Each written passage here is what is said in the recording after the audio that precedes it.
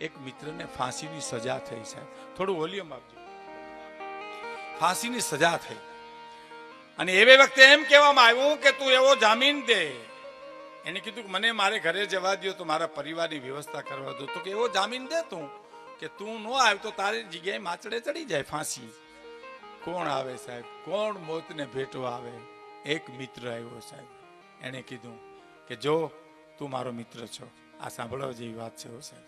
હા, આ માનવતા, આ મૂલ્યો ઘટતા જાય છે ને મોરારી બાપુ કેમ, એમાં ખાસ જરૂર છે યુવાન વર્ગની મારી પાસે સંસ્કારની.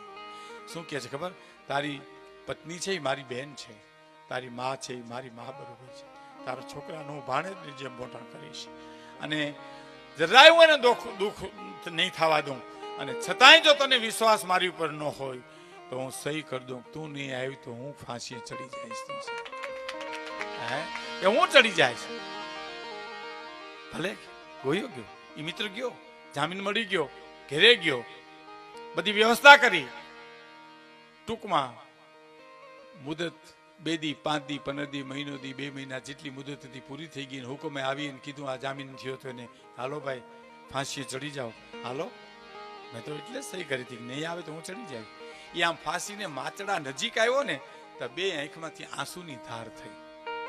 એટલે કાયદાએ એમ કીધું, જે ઓફિસર હતું કીધું કેમ રોવા માંડ્યા? તો નહોતી સહી કરવી તમારે, એટલે પસ્તાવો થાય? તો કે ના સાહેબ એવું નથી. તો મારા 2 આહુના તમે આંખના જુઓ ને તો મારી જમણી આંખમાં છે ને હરખના આહું છે અને જમણી આંખમાં છે એ વેદનાના આહું છે. એ કેવી રીતે? તો કે જો મારી જમણી આંખમાં આહું ઠેકીને જાય છે, હરખના આહું ઠેકીને જાય, દુઃખના આહું છે ને એ ઊના હોય અને લીટી થઈ જાય સાહેબ.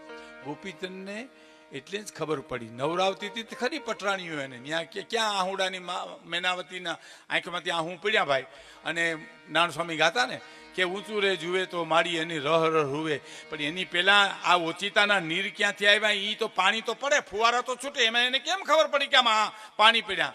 આંસુ માના પડ્યા ને એ વેદનાના હતા, એ ઊના હતા. હરખના આહું ટાઢા હોય, વેદનાના આહું ઊના હોય. ઊના આહું પડ્યા ને તઈ ચમકારા થયા કે કોક રોવે છે. આ ડાબી આંખના આહું મારા વેદનાના છે મિત્ર કે આ છે હરખના છે. તો કે મને સમજાવો કેવી રીતે? ઓફિસર કે આ હરખના આહું છે, દુઃખના આહું છે.